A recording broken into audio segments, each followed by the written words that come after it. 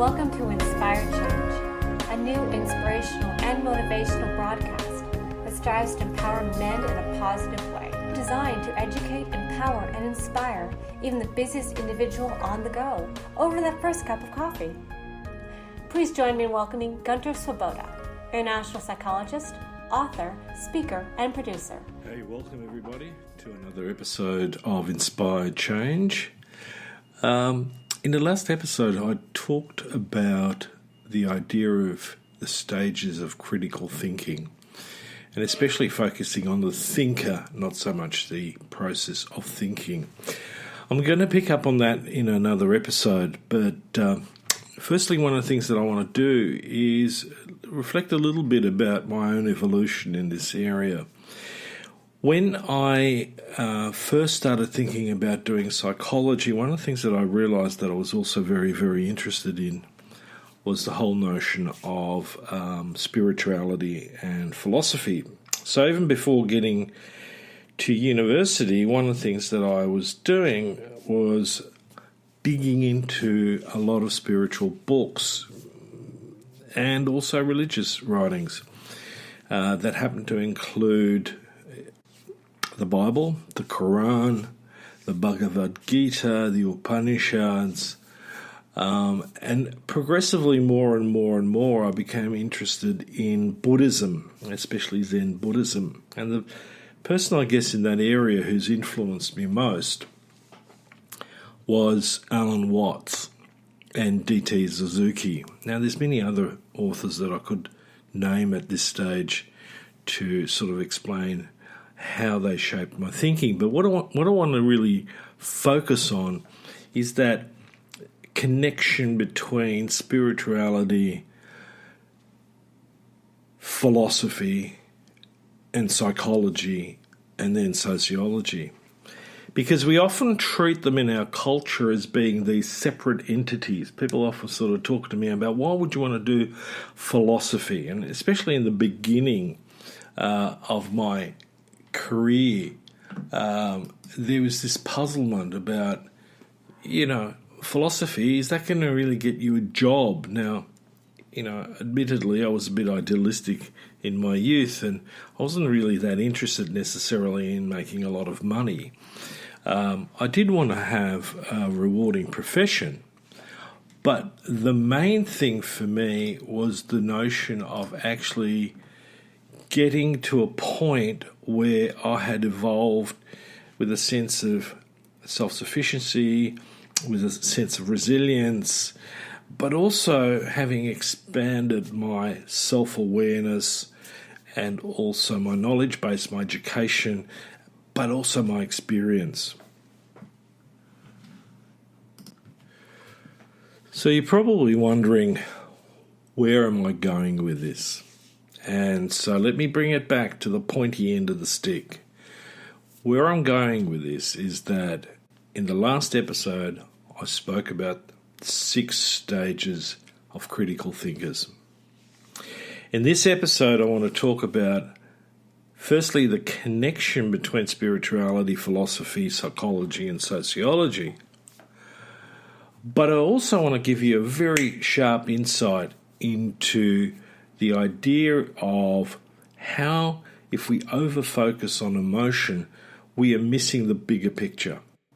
Okay, and with that, I want to do you guys a bit of a favour, because aside from, being critical thinkers, I also want you to learn how to think rationally, logically, and objectively if you've got a bit of a question about that, or if indeed you're struggling with it. So when I started my career at university, one of the objectives that I had was to study actually philosophy and psychology together. And again, as I said, people would question that, why would you want to do that? They're already questioning the whole notion of doing an arts degree as opposed to a technical degree. And to me, I never felt that you could be educated enough. That was going to be a lifelong project anyway. So the first university that I sort of chose to go to basically said, no, psychology is part of a science degree, you won't be doing any philosophy. And I quickly scrubbed that. The university that I ended up going to had a different attitude. They operated on the principle of having schools from which you could choose material to study, and in addition to choosing your major. So I went and chose psychology as my major, and I chose as a balance and effectively looking at possibly a double major in philosophy. Now, my answer to the question is why put the two together is that fundamentally philosophy teaches me how to think. And, the way that I observe and experience what's going on in our culture at the moment is that really seems to be a rare commodity. We really don't spend enough time focusing on how we think. We spend a lot of time on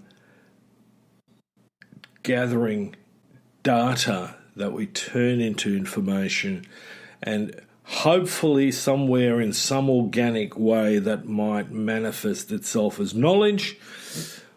But the rarest commodity that I see in our culture currently is wisdom. And so my interest was then in psychology as a subject matter to understand, to take philosophy that step further to understand human beings better. Now, that also included myself. Fortunately, I was never narcissistic enough to think that I was perfect, or that I had essentially the market cornered on, being the best possible person that I could ever be at any stage in my life. I always saw it as a process, as a moving forward and gathering experiences, information that I can turn into knowledge, and then I could apply wisely. Okay, and I want you to follow those steps because I think, in my view, they're very critical. They're very important. And it's not just about the subject matter. As I said, psychology, I did lots of really interesting courses and some not so interesting, although extraordinarily useful, like statistics and how to design a decent research paper and follow it through, gather the data, do the stats on it and reach some, meaningful conclusions from the study. And some of that's gotten thin on the ground too. So, as I progressed along this path of marrying together philosophy in my thinking with psychology, I quickly came to understand that much of what we were moving towards in psychology was a very narrow, two-dimensional representation of being human. Okay? Now, one of those is that we have a tendency to either over-focus on feelings and emotion, and this is where, lots of men get themselves into strife because, people go, well, he's got a very narrow emotional repertoire. It's either good or bad. Some of us are doing a bit better. We've got 4, so we might be going, it's good but scary, or it's good and terrible, or it's bad and scary, and it's bad and it's terrible. And I could bring up lots of permutations on the theme. Where I believe that we haven't gone sufficiently is into the area of really understanding the connection at a very deep level between our emotions, what and how we think, and the neurology behind that. So there are 3 aspects to it. Now, very briefly, I'm going to sort of mention that when I talk about the neurology, is that essentially how the brain works. Now, it's not just the brain, because we need to understand that the brain is a subsystem of the rest of the body. All these little systems work together, sometimes really in alignment and at other times completely unaligned and creating essentially havoc for the person experiencing it. Okay, so, for example, when I'm in a state of anxiety, one of the things that's going to be present is a lot of adrenaline in my system. And if I'm anxious enough, long enough, then I'm going to be, overloading with cortisol. Now, if you read Robert Sapolsky's book on why zebras don't get ulcers, which I think is an excellent book to sort of refer to, when zebras get chased, they're pumping adrenaline for a long time, but when the chase ends and they've survived that chase, then they sort of settle down really, really quickly. The problem is, as a human being, I have a tendency to carry on thinking about the stuff that scared me. That was terrible. That was bad. That was, frightening. And, fear has its place. It generally makes me sort of reflect on what I should and shouldn't do. But anxiety is our reaction to an imagined fear. And sometimes our imagination is so good, it carries on and on and on and on. And so part of the element here is understanding the relationship between what's happening physiologically, neurologically, what's happening in my head thinking-wise, and where my emotions fit into that. And it's not, 1, 2, 3. It's a dynamic experience. It's going from one area to the next.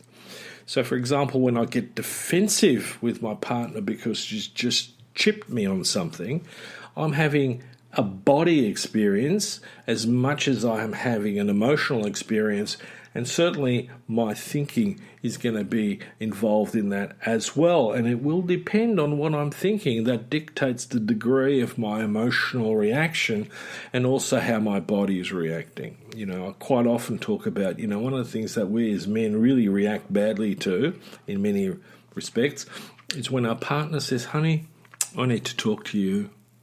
Now, most of us go into catastrophe mode. We start going, "Oh, right, okay. Did I do something wrong?" No, just wait, honey. I'll talk to you later. Now, the longer that period is between having said, "I need to talk to you," and getting to talk to me in the first place, the more I'm going to stew on it as a bloke. Most of the time, that's really, really true, because I'm going to try and work out what I've done wrong. Now, it's interesting because at that point, I actually don't have any evidence, any understanding, any knowledge about what she wants to talk to me. I'm just getting into my head, creating a catastrophic fantasy, possibly. Now, some of us might be a bit more secure in our relationships than others, and you mightn't do it to the same degree. So, one of the ways of checking that would be simply to go, hang on a minute, let me just stop thinking and catastrophizing about what she wants to talk to me about. Let me just wait till she says what it is that she wants to talk about. And in the meantime, I'm just going to get on with my own stuff. Now, in that moment, my body's going to use less adrenaline. I'm going to be less reactive and defensive if she brings something up that I don't like. And I'm going to be in a position to be able to hear her more. Now, I'm using a couple example, but the same applies to any relationship. Now, I'm sure everyone's been in a situation at work where you get an email saying, "I need to talk to you at 11:30. Can you please make yourself available?" Now, there are people who are narcissistic enough to go, "Yep, yeah, that's good, all good, probably going to get a promotion." Whereas the majority are going to go, "Oh, I wonder what he wants. Is there some problem?" So we're going to focus on the problem side of it first. Now, again, if this accumulates, one of the things that's happening is that we're going to put our system progressively more under stress to the point that we're going to get distressed, and in some instances that can result in what's so neatly referred to in diagnostic manuals as a psychological disorder. Okay, we can quibble about some of the technicalities around that for a while, but the idea really is that, there is a progression of degrees of distress. Now, you've probably heard me talk about in other podcasts about, the Stoic position, which was expressed in Hamlet, where he says, things are neither good nor bad, but thinking makes it so. And that's exactly the point. So that element of thinking, whether it's critical or non-critical, is really, really important. And one of the other aspects to it is that in modern cognitive psychotherapy, we talk about, automatic beliefs. We talk about belief systems, okay? Different to attitudes, but very similar to self-talk. And one of the things I'm going to do is I'm going to run through very quickly about 10 major irrational beliefs that cause us to either feel distressed or predispose us towards distress and sometimes disorder. Now, they originate with psychotherapist Albert Ellis in the 50s and early 60s. And he got a bit frustrated with psychoanalysis because it wasn't giving him the results that he wanted fast enough. So he decided to dig into philosophy. And from philosophy, he derived and worked out this process of rational emotive behavior therapy, which is a really useful tool and a very neat way of helping people, in the short term to start breaking out of some of those constraining ways of thinking. Now, here's the quick list. I'm going to run through it and I'm going to ask you to reflect on it. And please, by all means, play around with this. Remember, they're irrational, and what I'm going to challenge you to do is try to put them into a rational statement. So the first one is, I must have all the love and approval from all the people that I find important. Okay? The second one, I must be thoroughly competent, adequate, and achieving. So, perfectionism. The third one is, people who act unfairly are bad, wicked, or rotten individuals. The fourth one, things are awful, terrible, and catastrophic when I get seriously frustrated, treated unfairly, or rejected.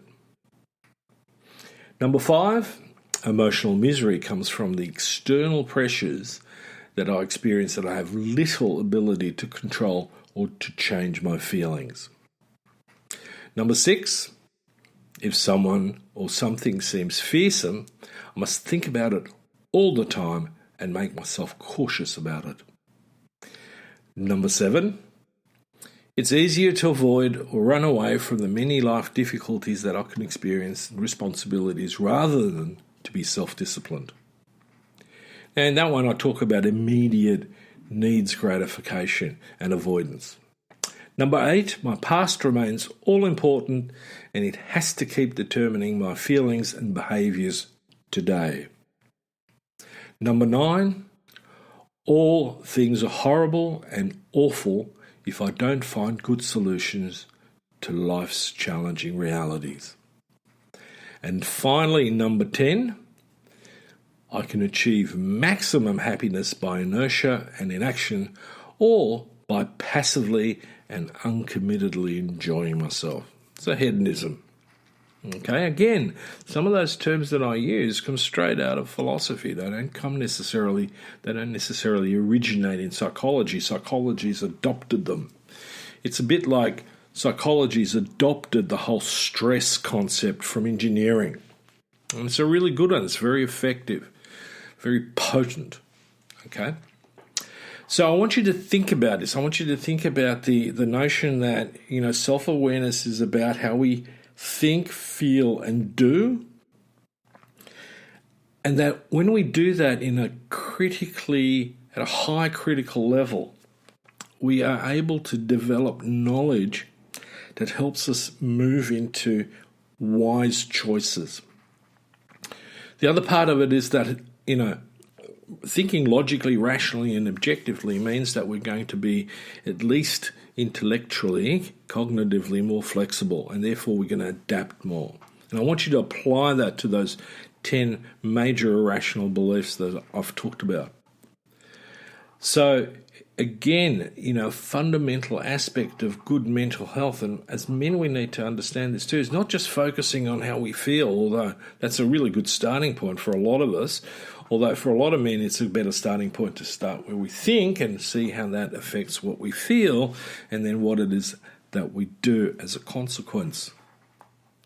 So, with that in mind, play around with this, because at the moment, there's some really shitty thinking going on that is leading to a really serious social disaster. So it's not just about how we do individually, it's also about how this affects our society. And if we want to be good individually, if we want to move to greatness individually, then we want to make sure that our society follows suit. Otherwise, there's a serious misalignment. And until next time, I'm signing off. Have a good one. Thank you, Gunter. And thank you for listening to Inspire Change with Gunter. Again, if you have any questions or comments or ideas for a show, you can email development@noirtainment.com. That's development@noirtainment.com. Thank you, and thank you for listening.